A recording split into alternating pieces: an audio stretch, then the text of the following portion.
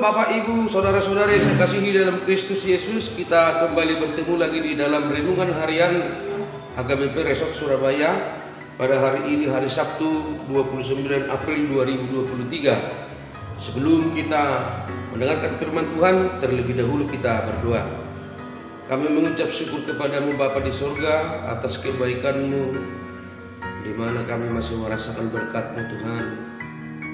Memberikan kami napas kehidupan, kesehatan, juga sukacita yang luar biasa. Terlebih Bapa, pada hari ini Tuhan memberikan kepada kami satu hari yang baru. Tentu Tuhan, kami tidak lupa bersyukur serta berharap bahwa hari ini adalah hari yang penuh pengharapan bagi kami.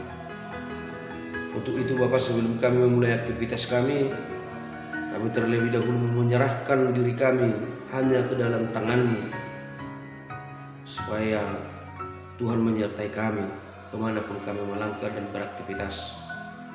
Bapa di surga, kami akan mendengarkan firman-Mu. Kiranya firman-Mu adalah pelita bagi hidup kami. Kiranya kami mampu mengerti dan melaksanakan firman-Mu di dalam hari-hari kami. Terpujilah Engkau. Amin. Bapak, Ibu, Saudara-saudari, firman Tuhan yang menyapa kita pada pagi hari ini tertulis di dalam Ratapan pasal 3 ayat 26. Ratapan pasal 3 ayat 26. Begini pembacaan firman Tuhan. Adalah baik menanti dengan diam pertolongan Tuhan. Adalah baik menanti dengan diam pertolongan Tuhan. Mertua mamanang ise nahohom maka luhutun hatuaun ni Jehovah. Demikian pembacaan firman Tuhan. Bapak, Ibu, Saudara-saudari yang saya kasihi di dalam Yesus Kristus, nats ini mengingatkan kita semua akan penderitaan yang dialami oleh Nabi Yeremia, di mana Nabi Yeremia dipilih oleh Tuhan di saat usianya masih sangat muda, sehingga Bapak, Ibu, Saudara-saudari, 50 tahun Yeremia mengabdi, melaksanakan tugasnya dengan baik, melakukan pemberitaan dengan baik. Tetapi selama 50 tahun tak satu pun yang dia lihat berubah, meninggalkan hidup keras, meninggalkan hidup yang melawan Allah. Tetapi mereka malah bersikukuh, sombong, angkuh di hadapan Tuhan, terlebih tetap melakukan kejahatan.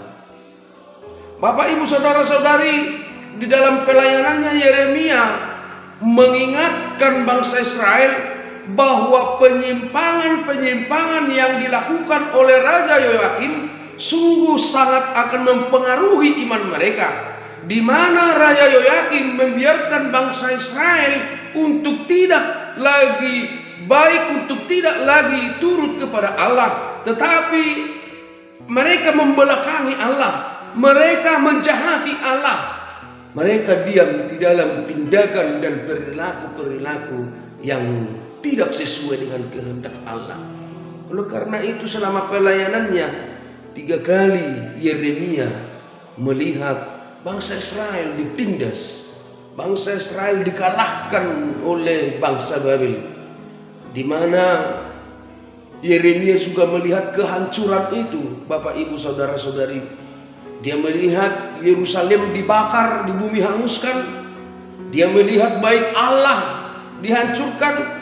Dia melihat alat-alat perkakas bait Allah dibawa pergi ke Babel, walaupun Yeremia tidak ikut dibawa. Maka dengan melihat itu dia sangat tersakiti. Dia tidak tega melihat kesakitan yang dialami oleh bangsa Israel, walaupun karena akibat dosa mereka. Dia tidak mampu melihat pahitnya yang dialami oleh bangsa Israel, sehingga dia menangis. Dia meratapi kesakitan yang dialami oleh bangsanya. Bapak, Ibu, Saudara-saudari, tidak hanya di situ juga, Bahkan di dalam kehidupan pribadi Yeremia pun dia seringkali mengalami sakitnya hidup ini. Dia sering mengalami cemooh, dia sering mengalami tindasan, dia sering difitnah dari kanan dan kiri. Bahkan dari keluarganya sendiri dia akan mendapatkan hal-hal perlakuan yang tidak wajar, yang membuat dia harus menangis, yang membuat dia harus meratap. Oleh karena itu, Bapak Ibu Saudara-saudari, maka nats ini adalah, kitab ini adalah ratapan. Maka kita melihat dari kitab ini bagaimana Yeremia meratapi nasib umat Israel.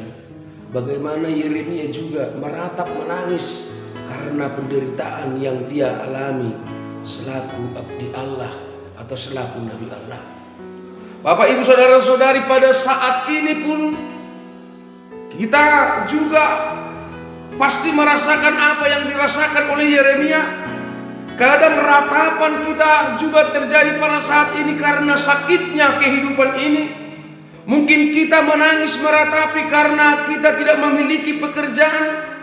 Mungkin bisnis yang hancur, apalagi masalah kesehatan, sakit penyakit yang tidak kunjung sembuh. Bahkan kehidupan di dalam keluarga yang tidak harmonis, di mana anak-anak yang tidak bisa kita ajari, bahkan di mana terpuruknya perekonomian kita akibat imbas dari Covid. Tentu itu semua dapat mengakibatkan kita menangis. Tentu itu dapat mengakibatkan kita meratap sakitnya akan hidup pada saat zaman sekarang ini. Tetapi Bapak Ibu Saudara-saudari, nats ini mengingatkan kita adalah baik menanti dengan diam pertolongan Tuhan. Artinya Bapak Ibu Saudara-saudari, kesakitan itu, ratapan air mata kita itu, tangis kita itu, tentu kita serahkan kepada Tuhan dan kita percaya penuh kepadanya. Maka adalah baik kita tinggal diam menunggu pertolongan Tuhan. Itu sungguh sangat sulit untuk dilakukan, memang sangat sungguh sulit. Karena berserah kepada Tuhan, karena menyerahkan diri kepada Tuhan, tetapi di dalam situasi hidup kita penuh kesenangan atau penuh kebahagiaan, itu hal yang biasa dan hal yang sangat gampang kita laksanakan. Tetapi bagaimana Bapak Ibu Saudara-saudari, ketika kita di dalam penderitaan, ketika kita di dalam hati yang sangat kecewa, ketika kita lagi di dalam kegalauan, ketika kita lagi di dalam keadaan yang krisis, bagaimana mungkin kita bisa berserah penuh, pasrah penuh, menyerahkan persoalan hidup kita kepada Tuhan dan tinggal diam, menolong, menunggu pertolongan dari Tuhan? Secara Bapak Ibu Saudara-saudari, kita adalah manusia ciptaan Tuhan yang diperlengkapi dengan pikiran, yang diperlengkapi dengan tangan, kaki, dan bahkan lain sebagainya. Tentu Bapak Ibu Saudara-saudari, ketika kita mengalami hal-hal yang seperti itu, adalah baik untuk kita mencari jawaban kesakitan kita, mencari jawaban pergumulan kita, mencari jawaban daripada penderitaan kita. Tetapi nats ini mengingatkan kita, tidak demikian. Adalah baik ketika penderitaan kita itu, kegalauan kita itu, kehancuran kita itu, kita serahkan kepada Tuhan dan kita menunggu pertolongan hanya daripada Dia. Supaya itu terlaksana, kita harus betul-betul percaya dan berserah penuh kepada Tuhan. Di mana yang kita rasakan itu, kita serahkan penuh kepada Dia dan kita percaya penuh bahwa Dia akan pasti menolong kita, seperti yang dilakukan oleh Yeremia. Bapak Ibu Saudara-saudari, dia pasrah, dia menunggu, dia tahu memang itu adalah hukuman Allah bagi bangsa Israel yang tidak turut dengan Allah. Memang dia tahu itu adalah teguran dari Allah. mereka ditawan, mereka dikalahkan, mereka disiksa karena pelanggaran mereka kepada Allah. Tetapi Yeremia juga percaya, karena Yeremia sudah mengenal Allah yang menyuruhnya, yang memilih dia, maka dia percaya penuh. Bapak Ibu saudara-saudari, dia percaya bahwa penderitaan itu bukan perjalanan terakhir bagi bangsa Israel, bukan yang menjadi selama-lamanya penderitaan yang kekal bagi bangsa Israel, tetapi dia yakin itu pun akan segera berlalu. Ketika bangsa itu mau berbalik, mau menyembah Allah, mau bertobat, mau menyadari segala kesalahannya, maka Allah akan bertindak untuk menolong mereka dari kesakitan itu. Itu juga yang disampaikan kepada kita melalui nats ini, Bapak Ibu saudara-saudara. Marilah diam menunggu pertolongan Tuhan. Apapun yang kita rasakan pada saat ini, bagaimanapun sakitnya yang kita rasakan pada saat ini, bagaimanapun kegalauan kita pada saat ini, bagaimanapun kekhawatiran kita pada saat ini, bagaimanapun hancurnya hati kita pada saat ini, bagaimanapun hancurnya perekonomian keluarga kita pada saat ini, bagaimanapun hancurnya rumah tangga pada saat ini, serahkan kepada Tuhan. Percaya dia, pasti Tuhan akan menolong kita tepat pada waktu. Untuk itu Bapak Ibu saudara-saudari, marilah menyerahkan segala persoalan hidup kita. Marilah kita serahkan ratapan kita. Marilah kita serahkan tangisan kita kepada Tuhan, serta percaya kepadanya, maka Dia akan menolong kita. Semoga kita dikuatkan, dimampukan untuk melakukan perintah Tuhan di dalam kehidupan kita sehari-hari.